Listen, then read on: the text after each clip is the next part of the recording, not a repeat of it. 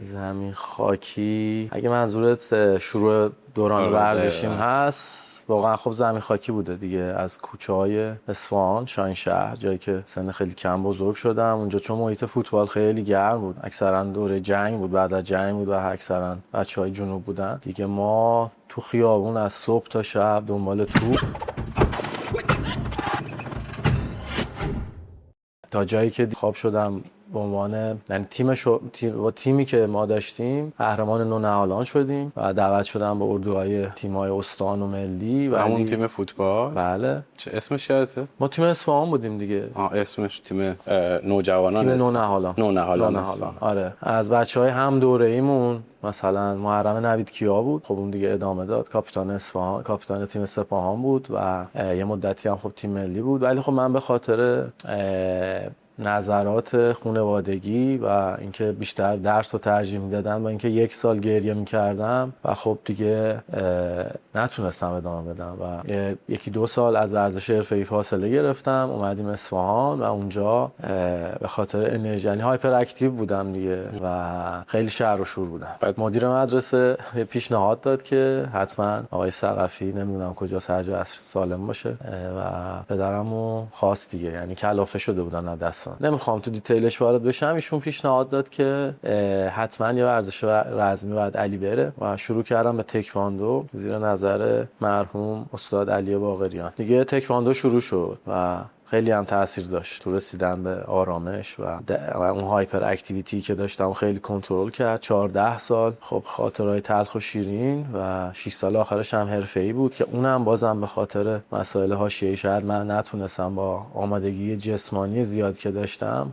از نظر روحی هیچ وقت نتونستم خودمو اونقدر که باید نشون بدم و قهرمانی‌های ایران دعوت شدم به اردوی ارتشای مسلح دانشجویی و بعد از اون یه سری مسائل حاشیه‌ای خب دیگه نمیتونستم متمرکز بشم روی ورزش و مجبور شدم. اونم داستانش خیلی طولانیه. جون یه نفر رو ما نجات دادیم توی یه درگیری شدید خیابونی که اون از دوستای صمیمی من، فرزادن استرالیاست، خدا رو شکر. اون نجات دادن جونش باعث شد که من درگیر یه سری مسائل خارج از گود ورزش بشم و دیگه ما آرامش نداشت. تهدیدایی که میشدن به خاطر اینکه اون گروهی که این صدمه رو به اون زدن می‌خواستن اونو بکشن و بعد اونا دستگیر شدن و خلاصه من افتادم توی پروسه، نمیدونم حالا دلیلش هم چی بود و خب تمرکزم مثلا 3-4 سال آخر خیلی از دست داده بودم. تمرینای خوب همه مربیام شاید تا همین الان واسهشون سوال بود که چی شد واقعا. حتی ما مجبور شدیم محل زندگیمون رو پدرم به خاطر این قضیه عوض بکنه و رفتیم یه طرف دیگه شهر که با آرامش بیشتری من بتونم درس و ورزشم رو ادامه بدم. ترم آخر دانشگاه دیگه رسیدم سر دوراهی، تیم ملی، ورزش، بعد رفتم خدمت چون اردوی ارتشای مسلح دعوت شده بودم. دانشگاهمو از دست میدادم، ترم آخر نمیتونستم درسامو بخونم، دیگه فرصتی هم نداشتم که بخوام برگردم.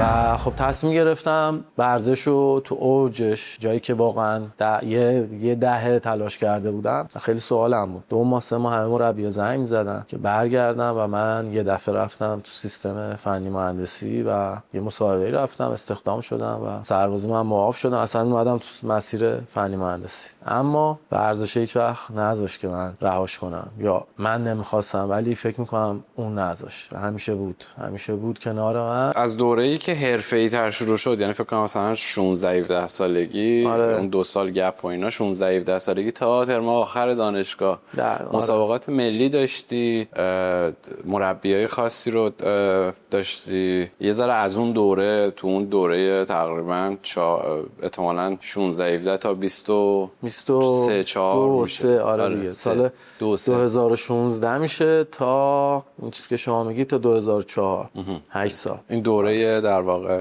این دوره که خب تمرینام خیلی مداوم بود، تمرینای 2 میدانی داشتم.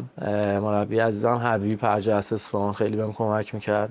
موضوع این بود که من همیشه آمادگی جسمانی فوق العاده بالایی داشتم، اما مسابقات اکثرا نتیجه نمیگرفتم و همین حواشی نمیذاشت. آدمایی که دور و برم بودن و اون محیطی که حالا بزرگ شدیم داخلش شاید تمرکز منو همیشه نمیذاشت و اینکه خانواده‌ام خیلی تاکید رو درس داشتن. من همیشه یه آدم 2 بخش بودم، یعنی یه بخش بعد درس همیشه تو رتبه‌های بالای ریاضی مهندسی، بعد فنی مهندسی اینجوری هی کنارم بود و ورزش با اینکه عشق و علاقه وجودیم بود، شاید اون حواشی کوچه خیابون و خانواده، فشارهای خانواده نمیذاشت که من متمرکز باشم. مسابقات کشوری دانشجویان چندین بار دعوت شدم به تیم ملی، مقام‌های اول دومی ارتشای مسلح دعوت شدم تو این دوران. با ذوب‌آهن اصفهان در حال بستن قرارداد بودیم و دیگه همش افتاد به همین آخر دانشگاه و تصمیم گیری نهایی، یعنی نزدیک به اوج. یه ریسک خیلی بزرگ کردم، همه رو رها کردم و سعی کردم به خاطر دور بودن از خیلی چیزا شاید با آرامش بیشتری یه کار سیف‌تر رو انجام بدم که حالا اونم ازش خیلی راضیم. 19 سال تو اون فیلد تلاش کردم و قبل از اینکه بریم سراغ این فیلدی که در واقع تحصیلات تو اون تصمیمه بود، یه نکته‌ای که بهش اشاره کردی این بود که تمرکزه یکی از اون چیزایی بود که احتمالاً قهرمان شدن یا رشته ورزشی که حالا تو توش متخصصی در واقع، برای آدمی که قهرمان میخواد بشه، برای آدمی که میخواد فوکس کنه در واقع، علاوه بر احتمالاً فعالیت بدنی، تمرین‌های حرفه‌ای، برنامه‌ریزی و این تمرکزه فکر کنم خیلی از چیزا 100%. من اون موقع متوجه نمی‌شدم و داشتم با تمام وجودم می‌جنگیدم و فکر می‌کردم مشکل مثلا خود علیه، خود منم. بعد که با روانشناسای ورزشی بعد از یه دهه صحبت کردم و کند و کاو کردم، خب آمادگی جسمانی من، آیتم‌های آمادگی جسمانی شاید از بچه‌های حداقل استان اصفهان، از همه تو بچه‌های تکواندو اگرم بالاتر نبود، از 90% بالاتر بود. تمرینای خیلی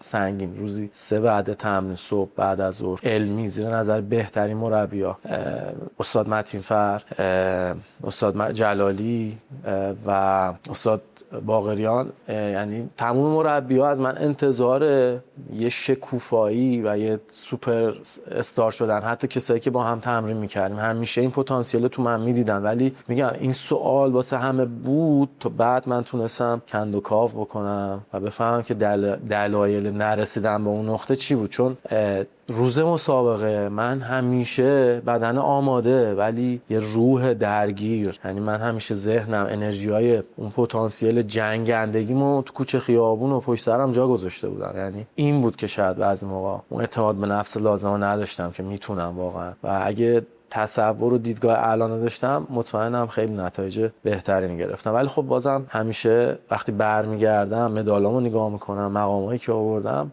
واقعا لذت میبرم از مسیر و حداقل اونم تلاشمو کردم. جایی نبود که وا بدم، شاید خیلی قبلش میتونستم ول کنم مثل خیلیا، ولی تا لحظه آخر جنگیدم واسش و دیگه سر دورایی تصمیممو عوض کردم.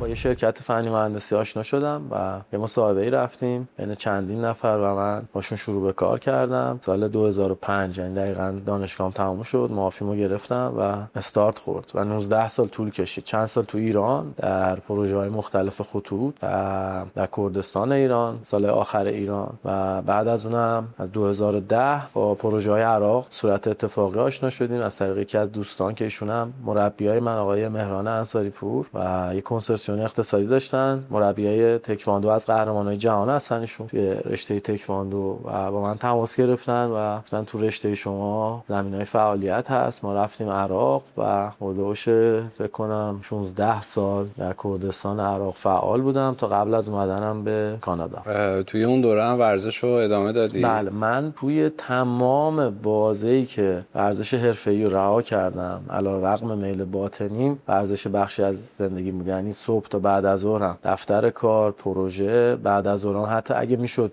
پروژه‌ای حتی داشتیم که شاید 5-6 ساعت دور بود از یه روستا، ولی تو همون کمپی که داشتیم من صبح که بیدار می‌شدم اولین کاری که می‌کردم ساعت 5 صبح، 5 و نیم صبح، شنا شکم در حدی که دیگه واقعا بعضی بچه‌ها میگفتن که چرا، مثلا واقعا دلیلش چیه، و همیشه کنارم بود. 1 سال واقعا نشد اونجور که میخوام ورزش بکنم، ولی بعد از اون دوباره شروع شد. تو عراق خیلی بهتر شد و تونستم امکانات سخت افزاری که تو عراق بود خیلی کمک کرد به پیشرفت ورزشی. محیط آرومتری بود نسبت به ایران و در کنار کارم همیشه اینو ادامه دادم. دوباره اونم به صورت اتفاقی انگار که یه چیزی بدهکاری، دنیا یه چیزی بدهکاره، از یه چیزی یه جا طلب داری. دوباره یه دیداری داشتم با سرمربی تیم ملی سال 2013 آقای علی نعمت و می‌خواستم برم در حد یه برنامه ازشون بگیرم. بدنمو که دید گفت که یه رشته‌ای اومده فیزیک و فیتنس، میتونی توش فعالیت کنی. فیزیک. من اول گفتم فکرم شوخی می‌کنه، گفتم علی چه فیزیک و شیمی و جبر و حساب و هندسه؟ گفت نه جدیه.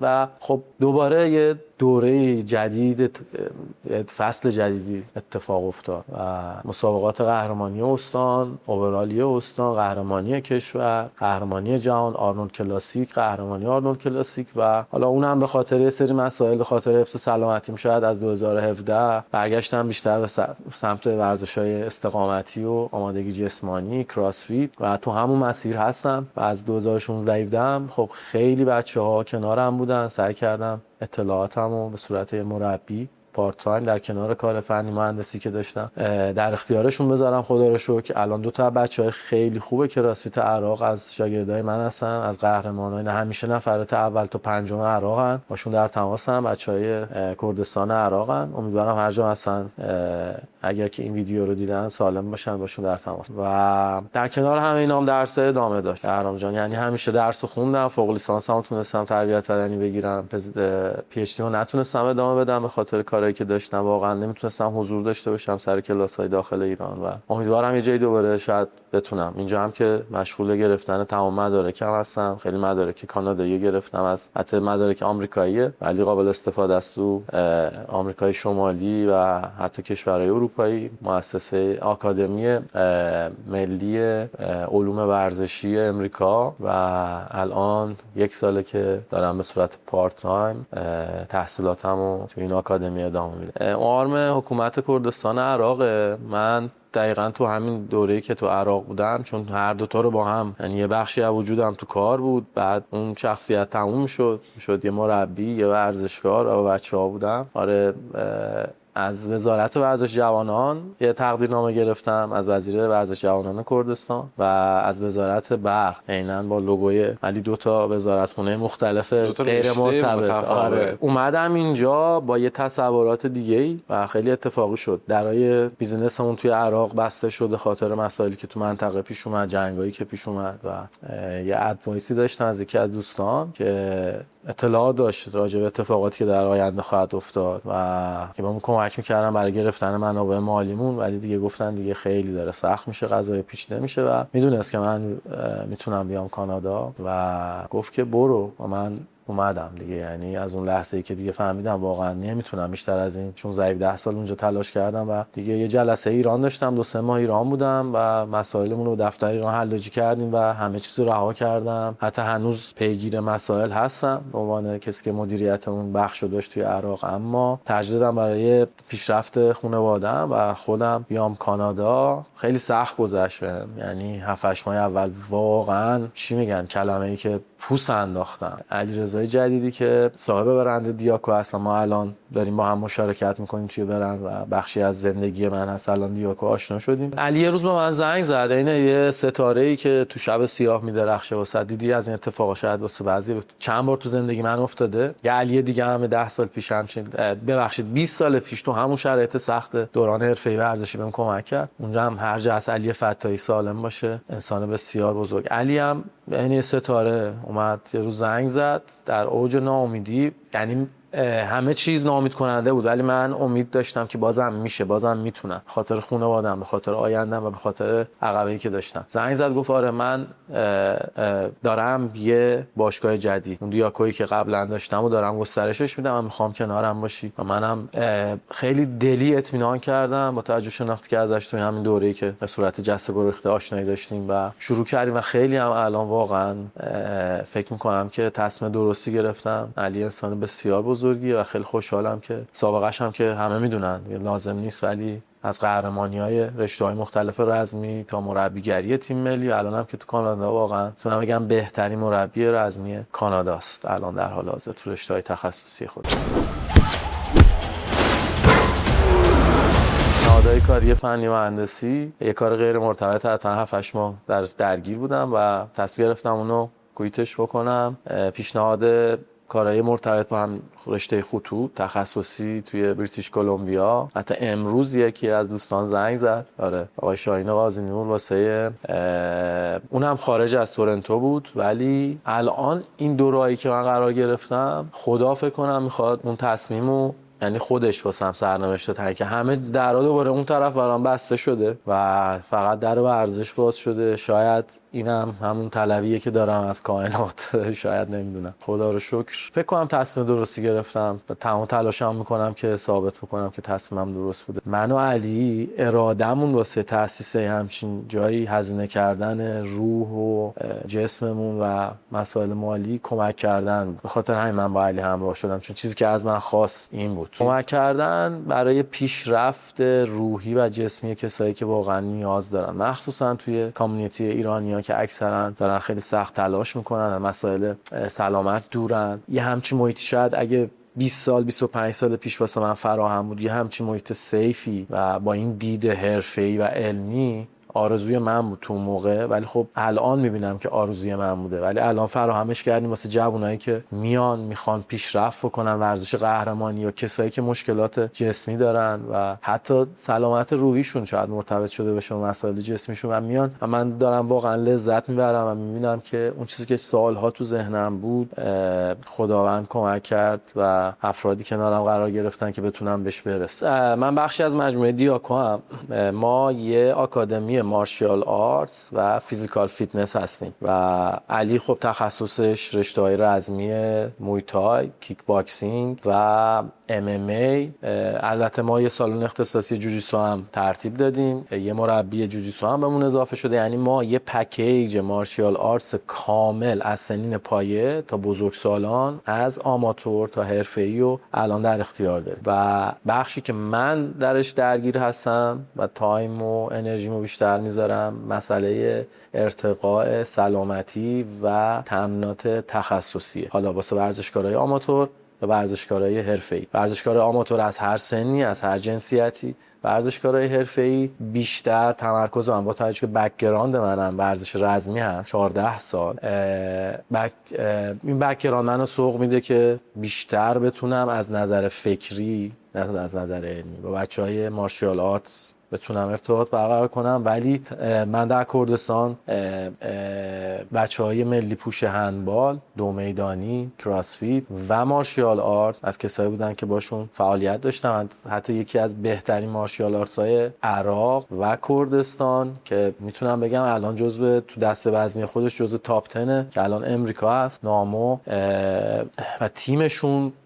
سال آخر من تونستم خیلی بهشون کمک بکنم، مخصوصا بچهای تیمشون که بتونن کریر خیلی خوبی داشته باشن تو بحث طراحی تمرین و ارتقاء آمادگی جسمانیشون. یعنی تخصص من بیشتر در بحث طراحی تمرین و تغذیه و ارتقاء آمادگی جسمانی و مبتنی بر اون آمادگی فکری ورزشکارای حرفه‌ای هست و خب بخش سلامت هم که همه رو پوشش. یه نکته هم که میخوام اضافه بکنم اینه که ما توی فرهنگ لغات ورزشیمون کلمه بدنسازی گاهن یه لغت دو سویه است. یعنی بدنسازی تو ذهن عامه میره سمت رشته پرورش اندام، مثل پهلوان مسعود زادپرور. اون یه رشته جدا از آمادگی جسمانیه. وقتی ما از کلمه عام به صورت پروفشنال، به صورت آکادمیک، به عنوان یه کلمه آکادمیک از بدنسازی استفاده میکنیم، بلافاصله افراد ذهنشون میره تو افزایش حجم، هایپرتروفی، در حالی که بدنسازی میتونه بسیار تخصصی باشه واسه تمام سنین و تمام رشته‌های ورزشی. یعنی یک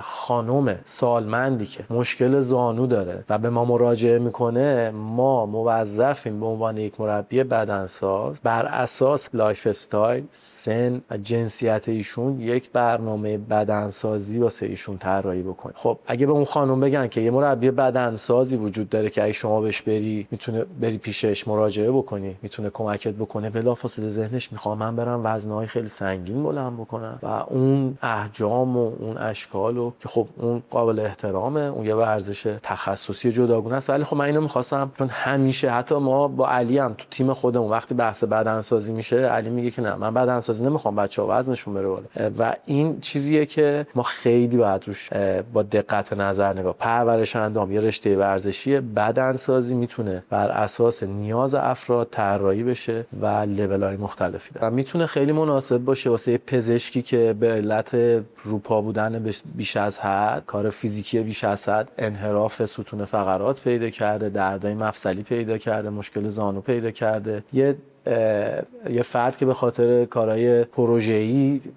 یا کارهای کامپیوتری دوباره انحنای تمام اقشار یه جامعه رو و تمام سنین رو الان ورزشکارایی داریم که از سنین پایه داریم روشون برنامه‌ریزی می‌کنیم حرکات تخصصی بدنسازی. بنابراین هیچ محدودیتی نداره. آکادمی دیاکو هر روز هفته از ساعت 6 صبح تا ساعت 11 شب آماده خدمات مختلفی است. کاری که من دارم انجام میدم در دیاکو طراحی کمپینگ و طراحی تمرینات تخصصی ورزشکارای حرفه‌ای، مخصوصاً رشته‌های مارشیال آرت، فوتبال و دو میدانی و سایر رشته‌های نیازمند به ارتقاء آمادگی جسمانی هست و از طرفی افزایش توانمندی فیزیکی و اعتماد به نفس سنین بالای 50 سال. کسایی که مراجعه میکنن کلیرنس پزشکی دارن، پروندهشون مطالعه میشه، با توجه به نیازشون طراحی تمرین میشه و به صورت تخصصی بهشون کمک میکنیم که بتونن تو سن بالا هم از زندگی روزمرهشون بدون درد لذت ببرن. تمریناتمون به صورت وان و وان بیشتر، تمرینای کلاسی هم داریم ولی بیشتر با بچهای حرفه‌ای مارشیال آرتس که توی یه لول توی یه سطح هستن و میتونیم همه رو با هم، ولی اصولا تمرینای من